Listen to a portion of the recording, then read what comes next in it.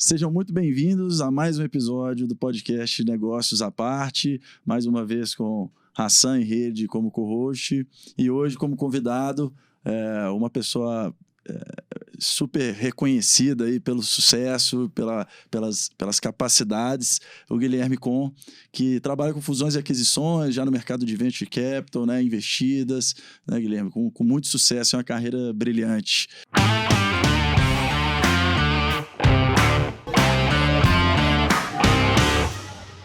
Guilherme, conta pra gente um pouquinho quem é o Guilherme como pessoa, quem é o Guilherme profissional, como que você se definiria nessa história de vida aí. Tá bom. Bom, primeiro, obrigado pelo convite, espero que seja legal aí. Eu sou o Guilherme, eu trabalho com inovação, tecnologia, startups desde 2008, quando, né, acho que esse mercado era mato ainda no Brasil. Sou economista pelo UFMG, casado, pai de 2 meninas, filho, irmão e amigo. Tô na faculdade, né? Eu sempre curti tecnologia. Acho que eu poderia dizer que eu era um baita de um nerd nos tempos de escola, não jogava bola, curtia jogar xadrez, nunca consegui me interessar muito por esses lados, mas sempre curti tecnologia. Tive computador cedo, adorava ficar brincando e jogando e mexendo. Na faculdade eu lembro de um momento para mim que foi muito legal. Que se falava muito sobre fatores de produção, né? Terra, capital e trabalho, né? Principalmente economia e política, se fala muito sobre isso. E eu lembro de um professor, falei, cara, agora já se fala terra, capital, trabalho e tecnologia como fator de produção. E aquilo, para mim, fez muito sentido, sempre me sensibilizou. Durante a faculdade, eu fui estudar um semestre na Alemanha, e quando eu voltei, eu comecei a procurar estágio, né? Era aquele momento e não conseguia me interessar pelos estágios que os meus colegas estavam, vamos dizer, se engajando, sei lá, na Uzi Minas, em banco. Não conseguia me sensibilizar, não conseguia achar interessante. Então, fui para uma bolsa de pesquisa na faculdade de Economia da Ciência e Tecnologia.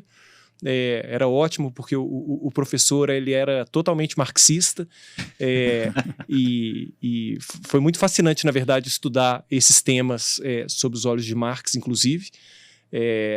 E de repente um amigo meu me falou, olha, tem um fundo de venture capital abrindo em Belo Horizonte, e eu, cara, sei lá, consegui uma entrevista com você daqui meia hora, então você tem que ir lá. E eu tinha acabado de voltar de intercâmbio, tava cabeludo, não tinha nem calça, roupa social, e fui fazer entrevista. Cara, mas venture capital é coisa da Califórnia, isso é coisa de Apple, de Google, isso não é Brasil. Não, cara, tem. E lá fui eu, em agosto de 2008, fazer essa entrevista, e eu entrei para a Confrapar, que é uma gestora de venture capital, onde eu fiquei ao todo na gestão dos fundos ali 7 anos. E era negociar com startups naquela época era muito diferente, né? Todos os conceitos que hoje são muito padronizados, muito claros, naquela época era muito novo, principalmente para a gente, né? Então, defender um term sheet era... A gente não conseguia defender todas as cláusulas, né? Assim, era muito novo. Achar advogado era muito novo. Depois de 7 anos nessa gestora, tinha acabado, até eventualmente me mudei para o Rio, quando abri um fundo lá. E aí a gente meio que, naquele momento, tinha investido todo o recurso que tinha para se investir. E o trabalho no fundo, ele perdeu muito da dinâmica, né? Porque eu tinha uma vontade muito grande de sentar do outro lado da mesa. Eu lembro do clique, eu tinha 29 anos, naquela hora era conselheiro de administração de uma empresa, tinha que aprovar um budget comercial, investir, né? Eu falei, cara, mas é que eu nunca vendi nada na vida, então como é que eu vou aprovar um budget comercial, de montar equipe, verba de marketing, inbound, outbound? Eram conceitos para mim muito efêmeros. E eu falei, cara, eu não sei se eu deveria aprovar isso ou não. E eu, ali naquele momento, eu tive o clique e falei, cara, eu tenho que sair desse lado da mesa, eu tenho que ir para o outro. Se eu quiser defender mesmo um budget comercial ou qualquer coisa que toque numa operação de uma empresa, eu preciso estar na operação de uma empresa. E nesse momento eu acabei virando a casaca Virei consultor de algumas empresas que essa gestora Confrapar tinha investido no Rio. Acabei, vamos dizer, me apaixonando por uma, que chama Nutribem. Era uma startup, era uma fintech de meio de pagamento pré-pago para cantinas escolares. Era super legal. E eu acabei entrando de cabeça nessa empresa, no primeiro ano no Rio, fazendo a única coisa que eu achava que eu conseguiria fazer, que era finanças, né? O cara dava o fundo, mexe com finanças, né? Fiquei lá, acabei depois, tinha uns clientes meio abandonados em São Paulo, entendi naquele momento que a empresa precisava era vender, aí eu me mudei para São Paulo, de dia eu trabalhava com vendas, em implantação e montar time, etc., e de noite no financeiro da empresa. Lembro que esse primeiro ano em São Paulo foi muito bom, que eu dirigi 40 mil quilômetros. Só vendendo e implantando. E pô, foi super legal, deu super certo. A gente entrou num monte de cliente legal. Para quem não sabe, isso aí é empreender. E para quem queria estar do outro lado da mesa, foi uma bela experiência, né? Foi. Era tudo que eu queria, na verdade. E eu tinha uma visão de eventualmente voltar para o mundo de investimento. E eu sempre falava que, putz, se eu voltar, ninguém vai conseguir me enganar. Eu não vai ter, assim, cara, tô com uma ideia fantástica que vai revolucionar. Assim, cara, eu não vou cair. Assim, eu vou ter uma cabeça muito pragmática para entender, para poder avaliar. Acabou que depois de 3 anos nessa empresa, eu estava já, nesse momento, já morando em São Paulo. Nasceu minha filha mais velha, eu e minha esposa, ambos de Belo Horizonte. A gente orçou ali, assim... Faz sentido ficar em São Paulo, ir para Belo Horizonte, família. Putz, se tiver alguma coisa bacana para fazer em Belo Horizonte. Belo Horizonte estava, vamos dizer, começando esse boom de empresas que começaram muito pequenas e que estavam crescendo, né? Max, Milhas, Hotmart, Melius, Simpla. E eu fui conversar com esses empreendedores. Acabei me encantando muito pelo negócio da Simpla e pelos fundadores. Entrei na Simpla, nesse momento já era dezembro de 2016, como, vamos dizer, o cara de M&A, o cara de fusões e aquisições, e depois de, 6, 7 meses, eu assumi como CFO da empresa, onde eu fiquei, cadeira que eu ocupei por 3 anos. A empresa, quando eu entrei, eu fui o número 104, quando eu saí, em setembro de 2020, tinha 460 funcionários. E a empresa, assim, aí foi uma experiência muito legal, né? A empresa dobrava de tamanho todo ano, investimento muito alto, alocação de recurso muito bem pensada, compramos concorrente, tinha investidor de muito peso por trás, que era a Móvel, né? A mesma turma do iFood. E foi uma experiência riquíssima, né? Assim, ficar, vamos dizer, morando metade do tempo em São Paulo, metade do tempo em BH, time, a empresa, ela chegou, ela era líder, né, nesse mercado de marketplace de eventos, era 4 vezes maior aí, mais ou menos, que o segundo lugar de mercado. Bom, veio a pandemia, loucurada, né, mercado de eventos foi muito afetado, consegui deixar o caixa, né, fiz as devidas captações ali para deixar o caixa abastecido e resolvi olhar para outros caminhos. Felizmente fui abordado pelo Mercado Livre, que sempre foi a empresa, vamos dizer, minha referência, meu benchmark para tudo quase relacionado à internet, marketplace e fintech. Me chamaram para esse processo seletivo de uma vaga que era distante da operação, que é só projetos estratégicos, né? Projetos de fusões e aquisições, de investimento em empresas, de parceria estratégica. Me encantei um pouco com a mudança do ritmo, da dinâmica, inclusive com pessoas, né? Porque antes eu estava com um time gigante, agora eu não teria time, está só em projetos, então não estar na rotina. E fui avançando no processo, fui só, vamos dizer, me apaixonando pelas pessoas e, bom, estou lá há 1 ano, projetos super legais, projeto com mercado de capitais, projetos de investimento em empresa, co-investindo com alguns dos principais fundos hoje de Venture Capital da América Latina, do mundo até. E voltei para essa cadeira do investidor ou do comprador, né? Depois de 7 anos, mais ou menos, na cadeira de quem está correndo atrás, né? atrás da grana, agora de novo numa cadeira de apoiar na decisão de onde investir, etc. Volta muito mais experimentado, né, Gui? Sim. Eu ia perguntar, agora que você voltou, aquele pensamento lá atrás de eu preciso sentar lá do outro lado da cadeira para eu entender isso aqui, isso fez a diferença mesmo? Sim. Esse mundo de venture capital, ele é um mundo muito fascinante, né? Mas no fundo, você tem uma empresa que está buscando um parceiro estratégico que vai colocar dinheiro, que vai colocar neurônio, que vai colocar, né, vai trazer sua plataforma ali, vai ajudar aquela empresa e dinheiro por dinheiro, o mercado hoje, com o nível de liquidez que a gente vê, não é isso que diferencia. Eu acho que é muito mais o que o investidor pode aportar, não, para além do recurso financeiro. E acho que ter passado por isso me ajuda demais, né? Falar com a empresa, sabendo, né? Tendo vivido a dor de cabeça que ele está vivendo ali para defender o negócio dele, para defender o novo projeto, o budget, saber fazer a pergunta certa. Acho que, assim, saber ficar calado quando você não tem nada para falar. Eu acho que isso me ajudou demais. Entende a mente dele ali na hora que você está negociando, né? Engraçado que recentemente, como empresa que eu faço parte lá como observador das reuniões de conselho de administração, a empresa fez aquele material profundíssimo, impecável. Cara, porque você lia aquilo ali, você entendia tudo que aconteceu com a empresa. Óbvio que tinha perguntas boas para fazer, mas a primeira coisa, os caras estão trabalhando nisso há 2 semanas, pelo menos. Você não é aquele negócio, aquele material que clique, apareceu. Então, acho que até em termos de empatia e de entendimento do negócio, ajuda demais. E acho que também a identificar times que estão fazendo trabalhos incríveis. Isso também ajuda muito. Legal.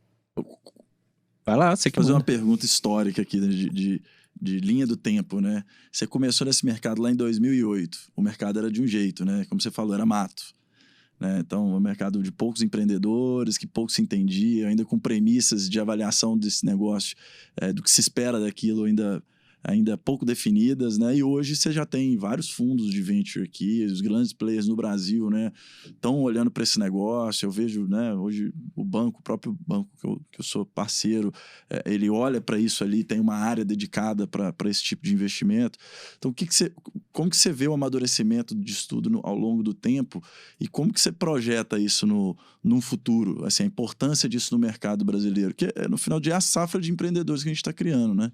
Só fazer um parênteses antes. O legal é que a história dele quase que se confunde com a história de Venture Capital aqui, né? Porque assim, o 2008, se for falar de Venture Capital em si, né? Private Equity é um bicho à parte, mas Venture Capital em si estava na infância. Era um negócio que estava começando aqui no Brasil.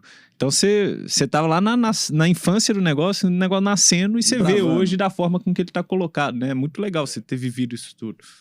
Na época era um negócio super dependente de recurso governamental. Finep, especificamente, era investidora tipo de todos os fundos de Venture Capital. Tinham não mais do que 5 gestoras de Venture Capital naquela época. E eu acho que o mundo ainda não tinha acordado para a oportunidade que a América Latina, de forma geral, representa.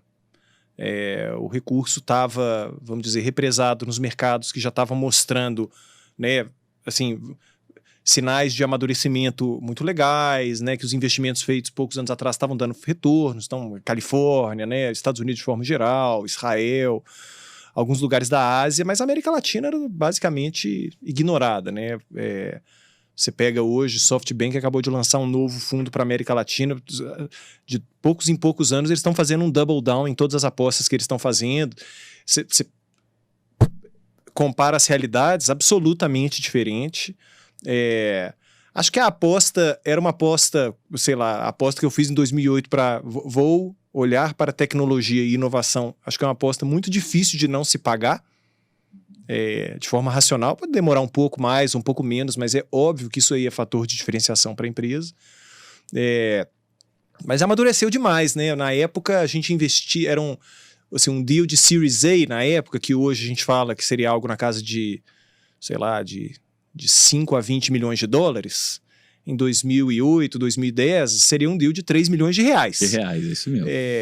E essa grana deveria ser suficiente para a empresa se bancar por 2 anos e, passado esses 2 anos, ela precisava ser geradora de caixa. Porque mesmo se ela estivesse crescendo muito bem, era zero óbvio que ela conseguiria captar novas rodadas. Então a pressão em cima dos empreendedores era enorme, assim, né? Assim, vamos dizer, infla sua empresa, contrata, gasta, né? Agora... Dá resultado em 2 anos. Porque se você não der, não necessariamente vai ter outras granas. O negócio pode morrer, e isso aconteceu com alguns, né? Muitos morreram, né, nesse período. O famoso voo de galinha, né? Era muito fácil, porque você não tinha sequência de investimento. Você pega hoje um fundo bacana, ele já tem uma visão completamente diferente. Cara, colocar 10 milhões de dólares ou 50 milhões de dólares dá quase que o mesmo trabalho para mim. Então eu preciso achar uma empresa que possa receber 50 milhões de dólares de rodada e que possa fazer o deploy dessa grana, possa aplicar essa grana de forma eficiente em crescimento, em time, em comprar concorrente, em fortalecer tecnologia, etc, etc. E esses mesmos 50 milhões de dólares precisam valer um percentual minoritário nessa empresa, ou seja, ela precisa valer 200 milhões de dólares, porque se eu coloco 50 agora, ela faz um bom trabalho, eu preciso poder provar para mim mesmo que eu tenho condição de colocar mais outros 150 e ela está valendo 1,5 bi. Ou seja, a visão de crescimento tomou conta. E isso é maravilhoso. Antes, crescimento era uma variável importantíssima, mas já na segunda página tinha break-even, né? Esse cara cresce maravilhoso. Agora, você gera caixa, porque senão não vai ter mais grana. Hoje não. Hoje cresce maravilhosamente bem. Vai passar 1 ano e meio, você vai captar, sei lá, captei 5. Cresci super bem durante 1 ano e meio. Quando chegar nesse momento de captar de novo, o seu desafio agora você quer captar 15? Tá. O que aconteceria se você captasse 50? Você consegue crescer mais? De forma mais ágil? Com mais qualidade? Né? E eu acho que isso é lindo de se ver, né? Eu acho que isso é lindo de se ver. E olhando daqui para frente, eu acho muito difícil orçar algo diferente ou menor do que isso. Você pega qualquer... Para a América Latina, né? Você pega qualquer indicador de adesão ao e-commerce, bancarização, acesso a crédito, todas essas pequenas variáveis sociais que são tão bem respondidas por empresas de tecnologia, as nossas taxas de adesão são muito baixas, se comparado com qualquer país, qualquer região mais madura. Então você tem décadas de crescimento dado. Assim, as pessoas vão aderir ao e-commerce.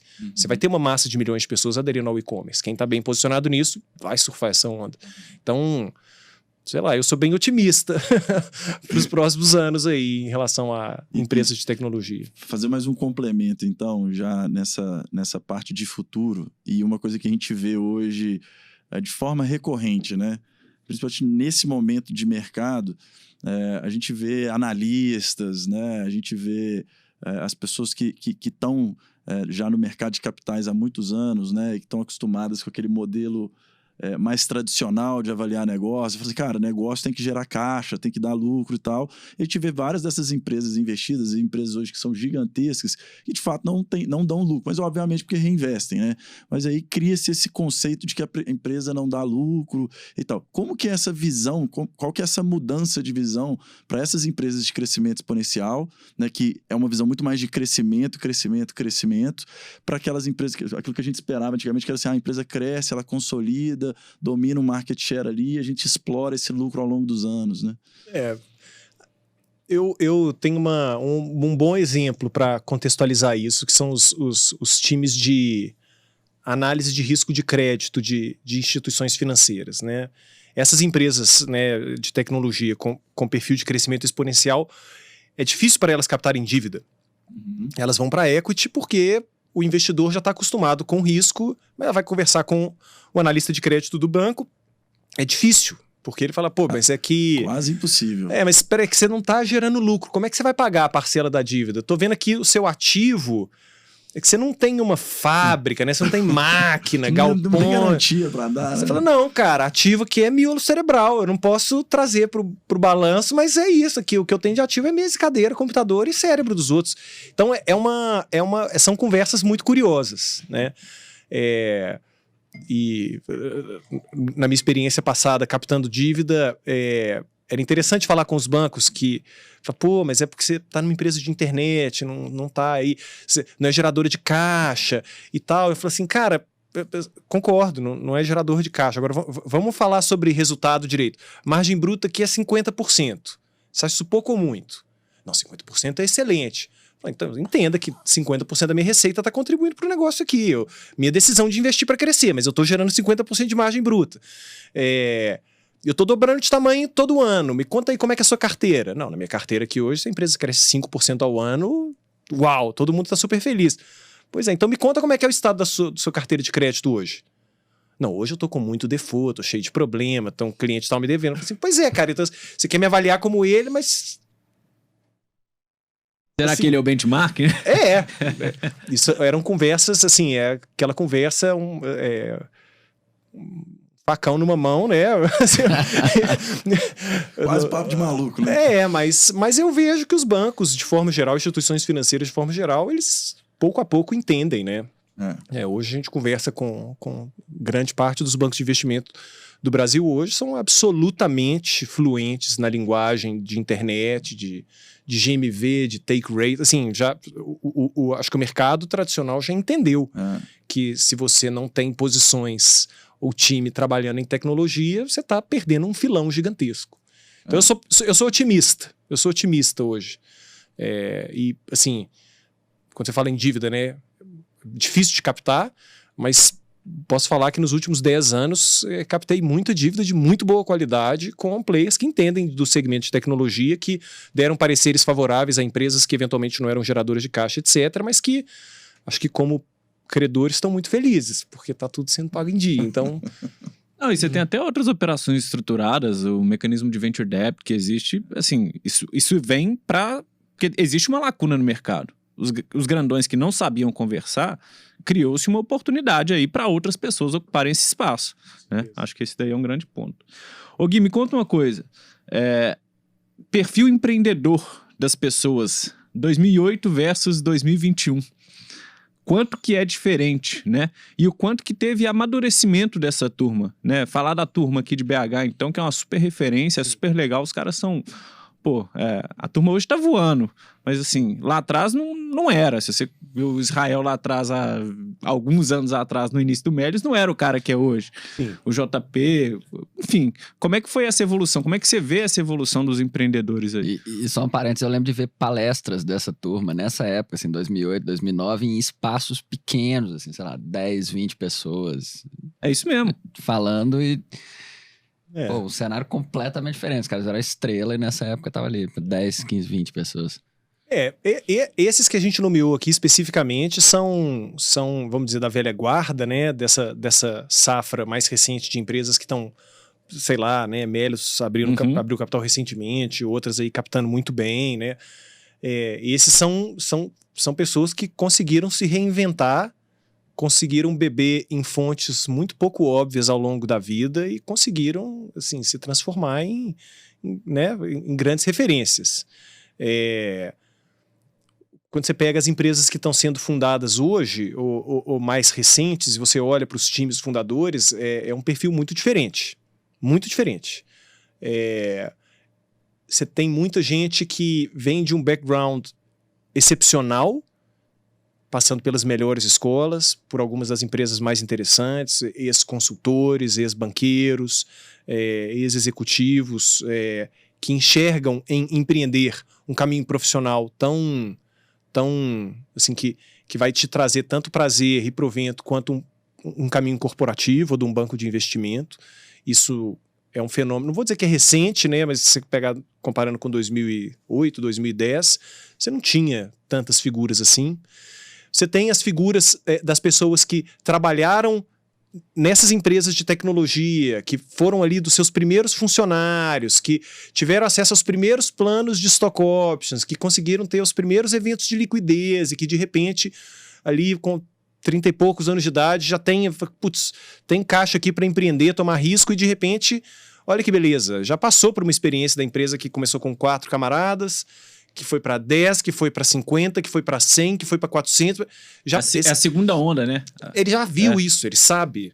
Ele vai saber opinar sobre qual que é a dificuldade de contratação, como é que você faz gestão financeira, como é que você expande seu time comercial. Ele viveu isso. Então, muita gente atribui o sucesso de Vale do Silício a isso, né? A quantidade de pessoas que já passaram por essas etapas da empresa que cresceu muito forte. Pô, preciso de um CFO que entenda a realidade de uma empresa que está com 50 funcionários e que precisa para 500. Ou que de 500 que precisa para 5 mil. Você tem abundância desses profissionais. No Brasil, a gente passa a ter mais gente que viveu isso e que se tornam também executivos muito legais, né? Empreendedores muito legais. Então, o momento é ótimo.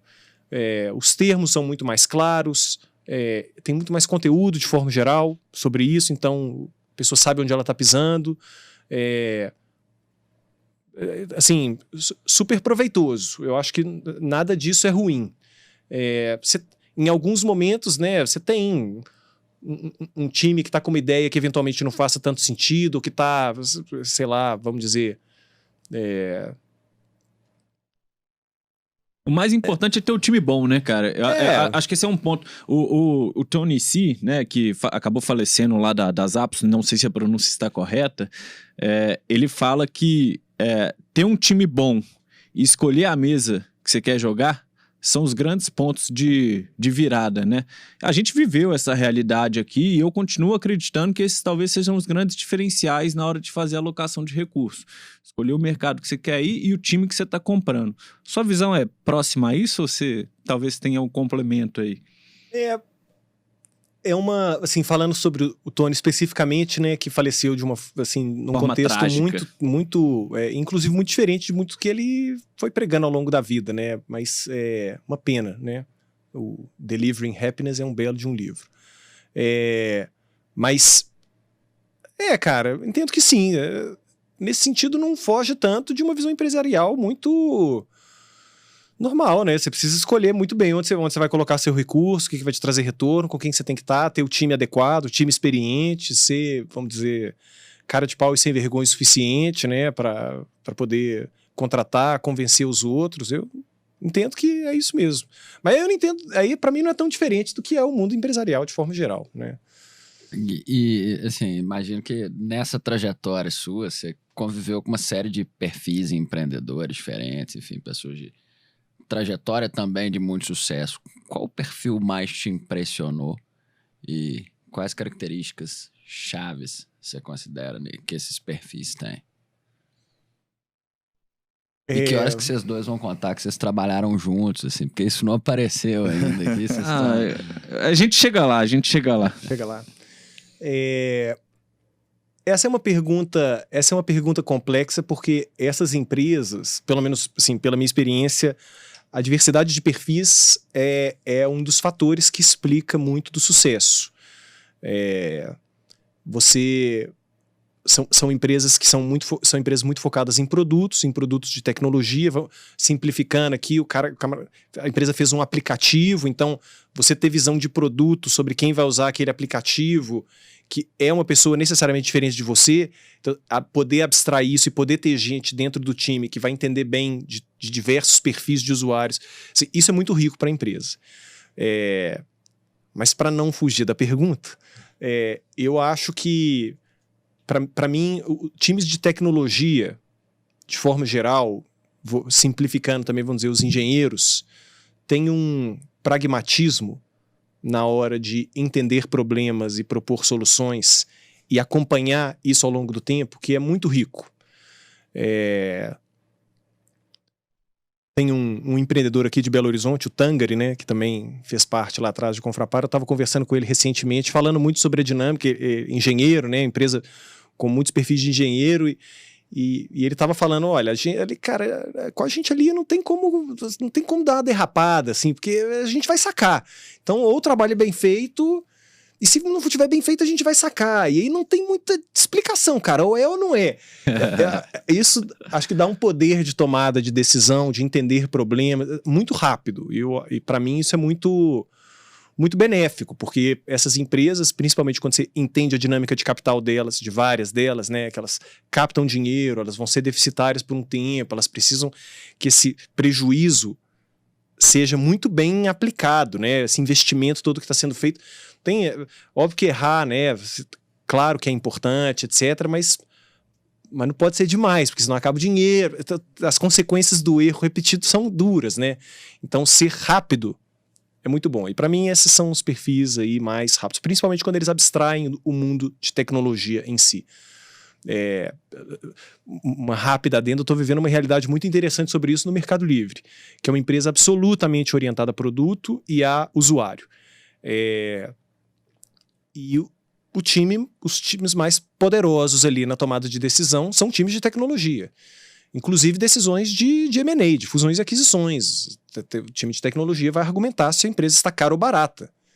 Não, peraí, cara, isso aqui é uma questão financeira, uma planilha, um fluxo de caixa, etc. Ele vai argumentar e vai argumentar muito bem. Cara, é isso aqui que a gente está querendo pagar? Deixa esse dinheiro comigo que você vai ver o que eu faço em 6 meses. Então, para mim é fascinante. É fascinante. Muito legal. Ô Gui, a gente trabalhou junto, teve a oportunidade de ter muita troca aí, cara. A gente, em 2008 lá, né, ainda estava viva a memória de bolha do .com. Ainda era um negócio que a gente sentia reflexos. Menos no Brasil, mas na hora que você olhava o cenário global, ainda tinha um pouquinho de estresse fruto do que foi vivido lá atrás. Hoje você tem um cenário com muita liquidez. Cenário Covid jogou o dinheiro assim a rodo no mercado. Os ativos estão não vou dizer super precificados, eles estão precificados a valores nominalmente altos. Qual que é a sua visão? Eventualmente, estamos vivendo uma potencial bolha ou não?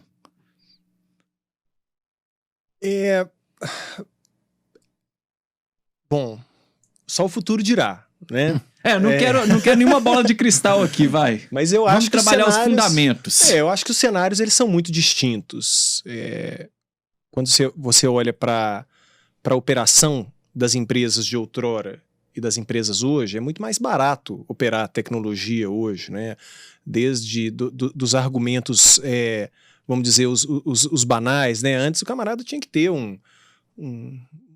toda a parte de dados era on-premise, né? Era ali, tinham servidores ali. Hoje é tudo na nuvem, você paga pelo quanto você usa, você não tem que pagar os não sei quantos milhares de dólares para construir aquela estrutura, você paga por mês como serviço. Aumentou muito, você paga mais, diminuiu muito, você paga menos. Então, os gastos, de forma geral, se transformam em algo muito mais variável, adequado à realidade de uma empresa. Então, você olha as margens brutas de grande parte dessas empresas de tecnologia, são margens muito adequadas.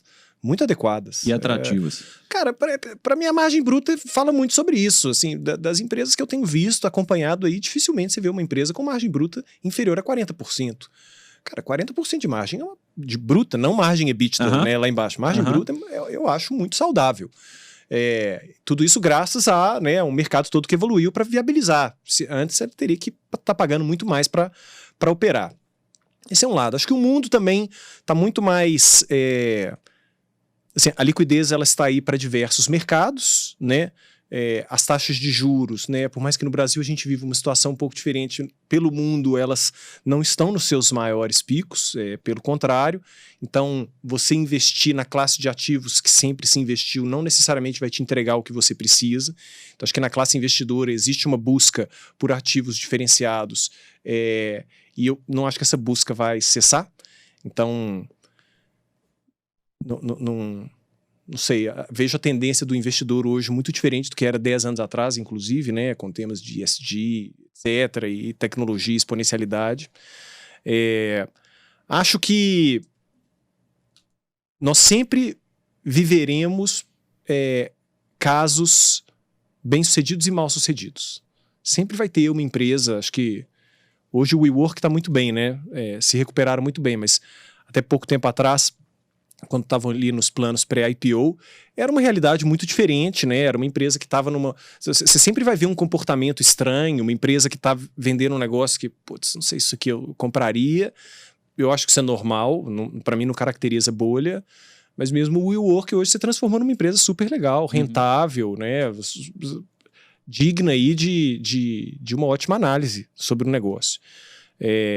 Isso para dizer que, assim, comportamentos isolados sempre teremos, né? Que vão falar, cara, isso aqui não faz o menor sentido, esses caras estão doidos, mas ainda assim consegue se ajustar. Então eu acho que não tem muito bolha, não. Eu acho que a tecnologia, no final das contas, ela permite uma exponencialidade muito maior e resolver problemas de forma muito mais eficiente. Você pega o mundo de fintech hoje, de bancarização, a quantidade de empresas que não necessariamente são bancos, né? Podem ser regulados ou não, mas que oferecem ferramental que, cara, são substitutos de uma conta bancária. Você precisa transferir dinheiro para os outros, pagar boleto, ter uma conta para você receber, um cartão para fazer pagamentos. Se a gente numerar, a gente vai precisar, assim, só nas minhas duas mãos a gente vai faltar dedo. São muitas empresas. E você pega as bases dessas empresas de usuários, são bases milionárias. Então, cara, esses compradores, esses usuários todos, onde que eles estavam antes de ter essa quantidade de wallets, né, de carteiras digitais? Cara, eles não bancarizados. Eu acho que a tecnologia, e há décadas, né? Há décadas que tem uma parte da população que simplesmente não era observada para fins especificamente de bancarização. Quem está resolvendo isso, assim, óbvio que os grandes bancos têm um papel fundamental nisso, né? Inclusive servindo de back-office para várias dessas fintechs, mas quem está conseguindo expandir as bases são essas empresas, são fintechs. Então, eu não sei, para mim não é bolha, não. Eu sou otimista. Superprecificação de ativo também, não? Acho que igualmente a gente sempre vai ver picos e vales, né? Acho que quem acredita que vai ser só uma eterna curva ascendente necessariamente em algum momento vai se frustrar. Você tem momentos de baixa liquidez. Então, eu também acho que isso é de certa forma esperado. Hoje os preços, você pode argumentar que os preços estão caros, os múltiplos de receita, os múltiplos de EBITDA são múltiplos elevados, que empresas de capital aberto de 5 anos atrás não conheciam esses múltiplos, mas eu também vejo que assim, são múltiplos que estão se... A indústria de investimento já não horroriza, né? Eu lembro quando o Facebook abriu capital, o múltiplo de receita era de 25 vezes. Foi um escândalo naquele momento. Hoje é um múltiplo aceitável. A gente está vendo, né? Tenho estudado muito o mundo de criptomoeda, tenho visto o múltiplo de 45 vezes. Então, aí você pode dizer lá que também tem o negócio altamente volátil, né, etc. Mas tudo isso para dizer que eu acho que o mercado tem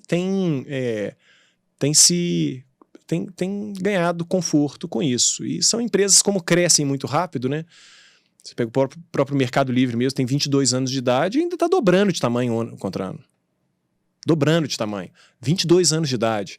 Então acho que a classe investidora também enxerga que, cara, essas empresas, elas exploram mercados e conseguem crescer de um jeito absolutamente mais eficiente do que empresas de caráter mais tradicional. Então, acho que você vai criando argumentos para você se convencer. Eu acho que o mercado tem se convencido que os múltiplos eles podem estar sobreprecificados, talvez. Em algum momento vai ter algum ajuste, talvez, mas não acredito que seja uma sobreprecificação elevadíssima, não. Legal, bacana. Bom, já que eles estão deixando eu monopolizar a conversa, eu vou continuar, cara. Essa parte é o que eu falei. Vai chegar uma hora que eu vou ficar calado aprendendo. Não, cara, uma coisa legal, você é um entusiasta de tecnologia, né? Você se definiu como um nerd lá atrás, e eu também sou um entusiasta de tecnologia. É um assunto que eu adoro, e justamente pelo mesmo motivo fomos parar na mesma gestora, né? Acho que esse foi o grande ponto lá atrás. Não quero que você use sua bola de cristal, mas tecnologia, assim, cada vez mais de forma geométrica, em progressão geométrica, ela consegue mudar a nossa realidade, o nosso dia a dia, porque tem um monte de oportunidade que está colocada na mesa. É o que você falou, cara. O percentual de uso de e-commerce aqui no Brasil é ridículo comparado com outros países desenvolvidos. Então, seguramente tem um espaço aí que alguém vai ocupar. Tecnologia de forma geral, como é que você vê ela afetando a nossa vida, o nosso contexto? Aqui, contexto Brasil, não vou trazer o contexto mundo, não. O que ainda está por vir, assim? Você que é um cara entusiasta, pesquisador, gosta do assunto? Acho que antes de eu responder essa pergunta, tem um lance legal sobre esse entusiasmo. De fato, eu sou. Mas tem uma diferença de você ser um... Vou usar 2 termos aqui que eu vou me apropriar deles. Fica à vontade. Mas você pode ser um user ou você pode ser um buyer. Você consumir agressivamente na internet, você fala assim, não, sou um grande entusiasta que está resolvendo. Cara, você é um saco de dinheiro que a turma está conseguindo, né? Assim, pô, contrato tal ferramenta, compra pra caceta aqui e ali. Eu acho que o grande, óbvio que tem seu papel, super importante, facilidade na vida, etc., incontestável, mas o meu entusiasmo, ele sempre foi mais na linha de tentar enxergar a internet como algo mais utilitário e de ser um A resolução user. de problema. E sei, né, que você tem essa sei lá, né, em vidas passadas ia contratar alguém, né, para trabalhar numa empresa de tecnologia. Eu falei assim, não, eu sou um grande entusiasta de tecnologia. É mesmo? O que que... Eu falei, cara, paga o serviço tal. Pô, você é um grande cliente, cara. Você ser um entusiasta, assim, se é isso mesmo. Então, acho que tem uma pequena provocação aí. Sobre tendências, né, assim, falando sobre entusiasmo e quais outras fronteiras serão expandidas em breve, acho que dá para falar sobre várias. Uma que tem me trazido muito fascínio é o mundo de finanças descentralizadas por meio de blockchain, um mercado não regulado em grande parte do mundo, que responde com mais eficiência a muitas operações do sistema financeiro tradicional, gera uma dor de cabeça para reguladores no mundo inteiro, é usado de forma fraudulenta por gente mal intencionada para diversos lugares, mas quando você pega, entra nesse mundo, estuda, enxerga, cara, tem que estar aqui, não é uma opção. Esse negócio daqui 10 anos, sei lá, eu fico brincando, minhas filhas, sei lá, quando elas atentarem para o que é o mundo de dinheiro, de você ter, você pagar, etc., eu acho que vai ser super curioso para elas. Falar assim, putz, 10 anos atrás... o mundo em blockchain tinha 2 mundos, né? Ou seja, e isso aqui era absoluta novidade, né? E a gente está falando disso, esse mundo já tem 10 anos, né? Então acho que para mim aí tem um caso maravilhoso de uso de serviços financeiros de forma geral, de forma descentralizada, eficiente, com perspectivas de remunerar seu capital muito bem, perspectivas de liquidez muito altas, e que precisam eventualmente ser regulados para poder dar certo de forma escalável. Mas acho que esse é um pequenino exemplo que para mim me traz muito fascínio. Muito legal, muito legal. Você teve a experiência de viver a realidade de empresas nascentes, empresas menores, empresas pequenas. Hoje você está numa grande empresa, né? A maior startup da América Latina, né? Em valor de mercado. O que é a realidade desses 2 mundos distintos? Como é que você consegue traduzir isso para quem está ouvindo lá do outro lado? Assim, o que é a realidade da startup versus a realidade da empresa que já está madura? Olha, tem, óbvio, né? Existem diversas diferenças quando você tem 30 pessoas no seu time ou 30 mil. O Mercado Livre é uma grande corporação, né, que sim tem o maior market cap da América Latina hoje, né, tá sempre rivalizando com o Vale, quem que depende do preço do minério, adoção do e-commerce, essas variáveis vão batendo. Eu acho que, para mim, existe algo que diferencia para mim o comportamento de uma empresa nascente, e que é muito bacana de ver isso numa grande corporação, essa necessidade de se reinventar, de soltar coisa nova, de responder a dores novas, que é a absoluta essência de uma startup, né? Ela foi criada para isso. E para mim tem sido muito interessante ver uma grande empresa com seus 30 mil funcionários, com seus, sei lá, quase 90 bi de dólar de market cap, que está olhando também para os mesmos problemas e tentando resolver da mesma forma, com também muito recurso do seu jeito. Isso é muito bacana. Se alguém vai desconstruir o seu negócio, que seja você mesmo, né? Eu acho que... não sei, para mim, eu vejo Facebook, Google especificamente, acho que são empresas, para mim, são ótimas referências de empresas que conseguiram trazer inovação para o modelo de negócio efetivo da empresa. Digamos que não é um budget que está debaixo da área de marketing, entendeu? A empresa entendeu que, cara, eu sou o Google, sou o gigante das buscas, mas eu preciso fazer carro autônomo. Eu sou o gigante do mundo de telecom, mas eu preciso ter satélite pelo mundo fornecendo internet. Eu acho que são empresas que conseguem... além do produto, né?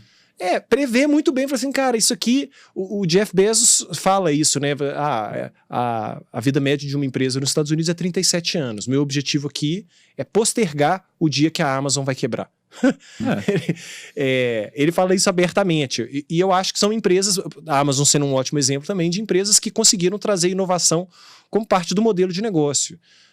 A Amazon lançou agora, não sei se vocês viram, né? O robozinho. Um robozinho para andar pela sua casa.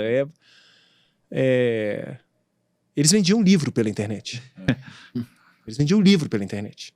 E o cara soltou um robozinho que anda pela sua casa. Tem um tabletzinho ali que vai fazer uma cara bonitinha. Eu acho isso muito fascinante, muito pouco óbvio. Se você está numa empresa de capital aberto, que presta contas, que tem pressão para pagar dividendo, não é óbvio você defender um projeto de um robô que vai andar pela casa. Se seu histórico é vender livro.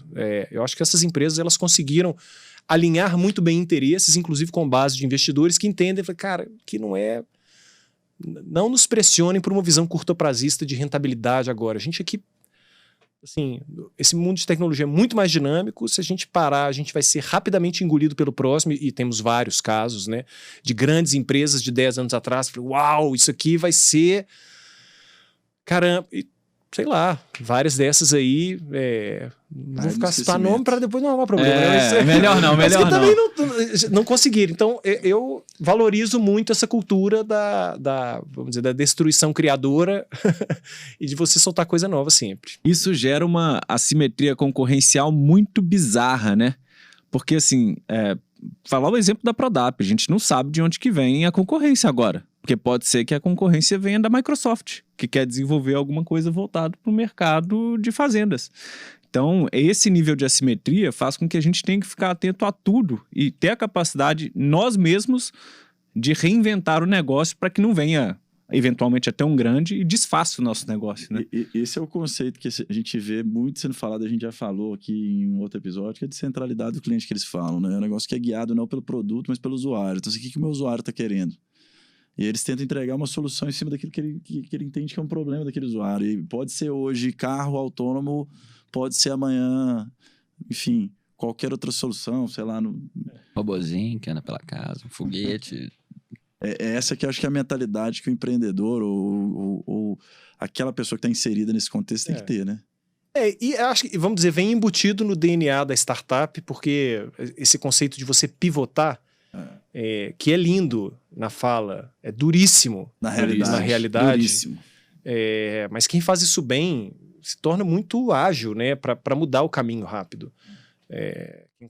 Quem tem o sangue frio de matar um produto rápido, cara, esse produto que a gente fez, essa obra de arte aqui, ó, tem 3 partes aqui, 3 componentes que me ajudam, porque a gente realmente vai fazer o resto. Não é assim, isso esse desprendimento, ele é duro na prática, fundamental. Mas startup vem com isso no DNA, né? Eu vivi uma realidade dessa dentro de uma empresa do ramo educacional de tecnologia, que a visão da gestão, ela se posicionava como startup, mas a visão da gestão não era uma visão de destruição rápida daquilo que não estava dando certo. Então tinha muito esse conceito de, nossa, mas isso aqui, pô, tem 2 anos que eu tô fazendo, não, mas é só obra de arte. Etc. Cara, se não deu, se não é esse... Eu sei que é dolorido, sei que é difícil, mas assim, você vai queimando caixa. Navio. É isso, você vai queimando caixa, vai perdendo dinheiro, o navio vai afundando e a obra de arte vai junto, né? Assim, ela nem chega às pessoas, acabou. Então essa capacidade, esse termo é demais, assim, essas coisas de pivotar e essa reflexão de, pô, que horas que eu desapego disso aqui? Acho que esse time é sensacional e é lindo, fundamental, né? E a startup, quando ela vai crescendo muito forte, e eu acho que nesse sentido, assim, minha opinião pessoal hoje sobre o Mercado Livre, que é uma empresa cujos fundadores, inclusive, seguem no negócio, né? E vende. O Mercado Livre não começou com o modelo de negócio atual, né? Era um modelo de negócio de leilão inicialmente. Você pega uma empresa que fazia leilão online para. Eu lembro demais disso.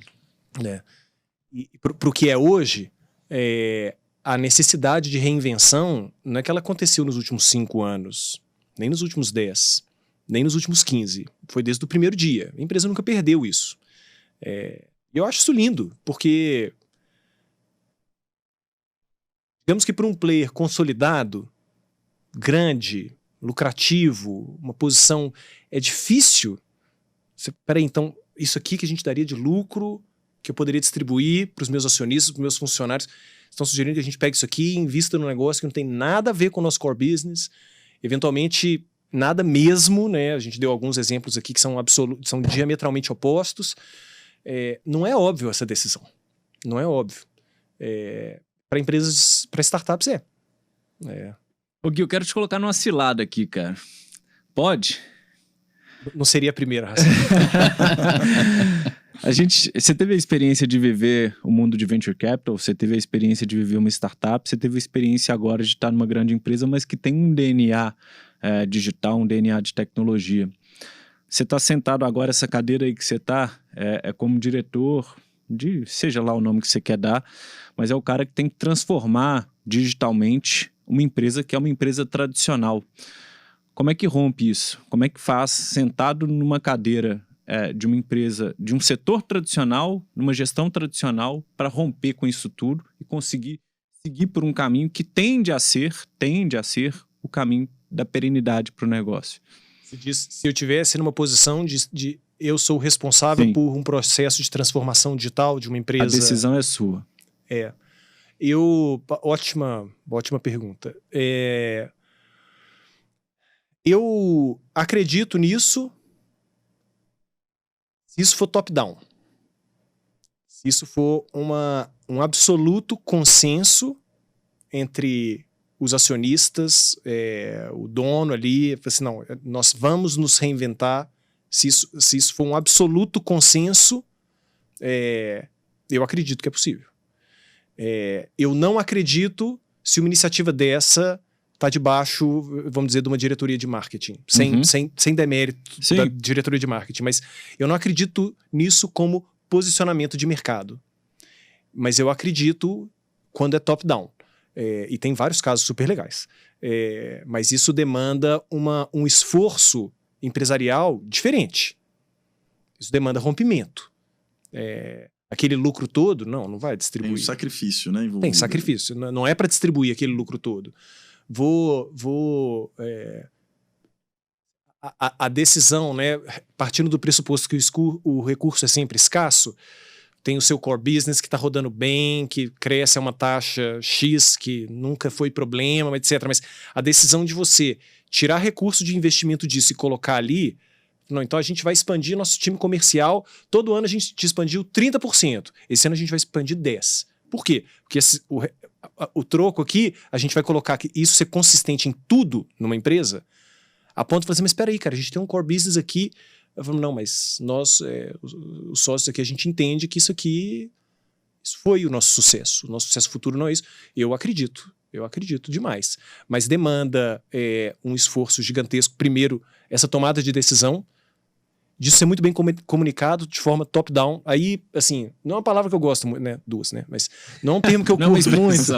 Não é um termo que eu curto muito, mas para isso eu acho que, assim, estamos aqui com uma célula, a gente está pensando num negócio numa grande instituição.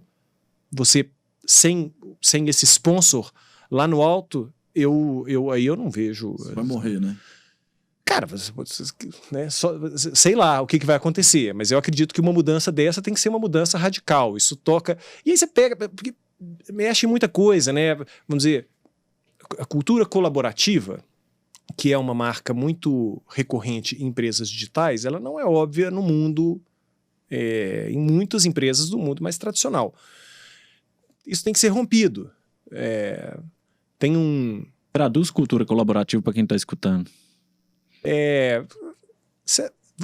Você entender que as áreas são simplesmente parte de um todo e que se a área seguinte que executa a etapa seguinte do processo não fizer um trabalho bem feito, não é um negócio que eu da minha, não, eu já fiz o meu aqui. Não, cara, você tem um problema no final das contas, que ele é holístico. Isso faz com que, não, beleza, eu sou o cara de venda, você é o cara de pós-venda, você tá mandando mal no pós-venda, então, cara, beleza, cara, então isso é problema meu também. Então vou lá e fazer o que eu preciso fazer. Você tem um cara de produto que tá desenvolvendo produto, não, estão lá, os caras estão lá. Não, mas quem tem visão do cliente sou eu que estou em vendas. Não, então é problema meu também em produto, então vou lá bater papo com o cara para explicar por que o produto está sendo feito, precisa ser diferente, sei lá. Então, falamos aqui de duas coisas, né, de visão dos sócios, dos controladores, falamos sobre questão de cultura, perfil de time. Então, para mim, é um desafio enorme. Possível, doloroso, caro, mas possível. E toma tempo, não é da noite pro dia. Não é, definitivamente não. Definitivamente não. Estava conversando recentemente com uma empresa que estava falando sobre a adoção de dados para tomada de decisão. Uhum. E o processo da definição de qual que era o sistema que eles usariam para organizar e democratizar o acesso a esses dados dentro da empresa. Até a hora que eles conseguiram executar isso, demorou 1 ano e meio.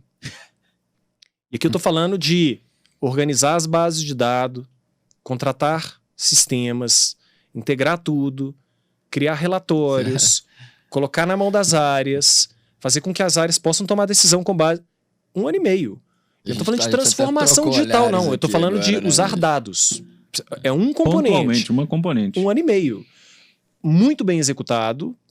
Poderia argumentar que está demorando mais ou menos? Poderia argumentar. Mas muito bem executado. Mas demorou 1 ano e meio. Então, milagres, né? Assim, eu não... Não acredito também. A gente trocou olhares aqui agora. A gente está vivendo isso hoje no dia a dia do escritório. Adoção de dados para tomar de decisão. Você relatou aí, eu falei, opa. Engraçado porque o nosso negócio, e as pessoas acham que transformação digital, o uso da tecnologia dentro do negócio, ele é limitado a empresas de tecnologia. Eu sou uma empresa, eu tenho uma plataforma aqui que eu entrego um serviço para o cliente. Só que transformação digital não necessariamente é isso. Às vezes está ligado a processos internos da empresa, né? Então, assim, nosso negócio é um negócio de serviço de assessoria. Né? Então, em tese, tem que ter lá um assessor que presta um serviço para o cara e usa a plataforma do banco. Só que para prestar o serviço, ele precisa de várias coisas. Então, o uso da tecnologia hoje para nós é para esse cara. Então, o uso de dados, assim, eu quero analisar os meus clientes, né? Eu quero ver como é que meu cliente comporta, como é que eu aloco, existe um padrão, não existe, eu consigo segmentar. Para eu fazer tudo isso, no final do dia, eu tenho que investir em tecnologia. Em tecnologia que o banco não me dá. Aí é um processo longo. Tecnologia é cross, né? Sei lá, Mercado Livre, uma tech company. Cara, é uma empresa de varejo, empresa de serviços financeiros, naturalmente uma perna de tecnologia fundamental.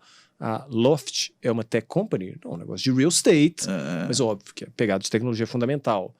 Todas elas, você pode dizer, o que é uma empresa de tecnologia? Dificilmente, né? Esse conceito é importante todo mundo entender. Tecnologia é cross, ela se encaixa mais como do que como o quê. Ela é mais como do que o quê. É isso aí. Ô Gui, só pra fechar aqui, tava vendo a Luísa Trajano falando esses dias, acho que é um bom exemplo também, e eu não tô fazendo isso pra te provocar, ok? Que isso? Ela fala sobre progresso e depois ordem, ao invés de ordem e progresso. Ou seja, ela fala assim, cara, tá tudo certo se a gente trouxer inovação, começando pelo caos e depois organizar. Qual que é a sua visão? Concordo absolutamente, não tem como ser diferente. A ordem, ela atrapalha, né? Isso, inclusive, explica a dificuldade que é, muitas vezes, grandes empresas buscarem inovar. Quantos são os casos de empresas grandes que têm dificuldade, inclusive, de contratar uma startup, porque a startup não consegue passar pelo processo de cadastro da área de compras. Né, que eu preciso de balanço de não sei quantos anos, porque não, bicho, não tem, não, veja que nossa política de pagamento é de 90 dias, não, é que eu preciso a empresa grande não consegue sequer contratar a empresa pequena, porque a empresa pequena, ela ainda está numa etapa mais caótica da vida, não tem tudo organizado, não tem todas as CNDs emitidas, etc, para poder, então eu concordo totalmente. Acho que grandes empresas, essa é zero óbvio, e grande parte do desafio, é topar o caos. Topar ver o produto quebrar. Você pega empresas que, sem citar nomes, aplicativos que de repente fazem muito parte do nosso cotidiano, que há 5, 10 anos não era nada e hoje de repente, putz, você usa para comprar, você usa para se transportar, etc. Vários desses aplicativos, mas direto você pega bug, você pega erro, o aplicativo cai, toda hora. Óbvio que isso é uma dor de cabeça pro cara, mas ali ele tá mais pensando em colocar feature nova, em melhorar e vai quebrar, beleza, vai quebrar. Bom que quebra, eu descubro o que aconteceu e conserto, mas isso é ininterrupto. Então, não vejo forma diferente. Isso explica muito, inclusive, falando um pouco sobre perfis, o perfil organizado, muitas vezes, até fazendo uma contrapropaganda, né? O perfil do financista, que precisa fechar os números, atrapalha. Por quê? Porque agora tem que ser o perfil do tratorzinho ali, que vai passar por cima de tudo, do maluco que vai executar ali maravilhosamente bem. Tem que saber. Não tem muito resposta, assim, não, se não tiver organizado, assim, assado. Eu acredito... Óbvio que o amador... Assim, ressalva. Isso não quer dizer que eu acredite em negócios desorganizados, zoados. Claro. O crescimento de qualquer empresa demanda que certa organização. Não é uma certa, não. Você... Perfeito, né? Se você vai precisar chegar à perfeição. Não existe perfeição, mas você vai precisar olhar para isso, né? Pelo menos o alvo tem que ser ali. Lembro de um caso interessantíssimo da Simpla, onde eu já trabalhei, que quando eu entrei na área de finanças, a empresa demorava 2 meses para fechar um balancete do mês. E quando a gente, no caso lá, quando o investidor passou a ter controle acionário, e o investidor tinha por trás uma empresa de capital aberto, que tinha regras muito rígidas de consolidação de números, e como o nosso número consolidava na de cima, que por sua vez consolidava na que estava aberta, a gente tinha o prazo de que no primeiro dia do mês subsequente, a gente precisava fechar um balancete. E não tinha muito espaço para errar, não é aquele balancete, não, se tiver errado você conserta no mês, não. Tem que sair perfeito. Você não conseguia nem subir um balancete que cruzava todas as informações, se não batesse o sistema ia pegar, você não conseguia. Então... era, né, a empresa crescendo muito bem, estava indo. Gente, nós vamos olhar para fechar balancete super rápido? Não, tem que ter os controles mínimos. Tem. A empresa cresceu, já estava lá com suas centenas de funcionários, já estava transacionando uma grana violenta, já estava assim, beleza, agora você vai ter que fechar o seu balancete. Chegou a hora. E sabe o que é o melhor? Rolou. Deu certo. Deu super certo. Virou rotina rapidinho. Óbvio, muita gente sua muito para isso, mas... Tem essa questão dos estágios da empresa também, né? Querendo ou não, você começa, vamos supor, você é 5 pessoas. Cara, você tem um determinado número de horas e prioridades, né? Chega uma hora que aquilo vira uma prioridade. Agora tem que fazer. Exato. Não poderia ter sido melhor para mim. Vocês que... Foi sensacional. Pelo amor de Deus, que aula, cara. Adoro bater papo com ele. Aprendo pra caramba. Como CFO que já me deu muita dica. Então, vidas passadas. Desculpa. Não mexo mais com essas drogas. Foi muito legal, cara. Obrigado pelo papo, foi muito rico. Tenho certeza que quem tá ouvindo vai gostar pra caramba também. Que bom, valeu pelo convite aos ouvintes, que seja legal, sucesso pra todos. Isso aí, né? Isso aí. Show demais. Pela presença, Rede, Hassan. Até a próxima, pessoal. Valeu.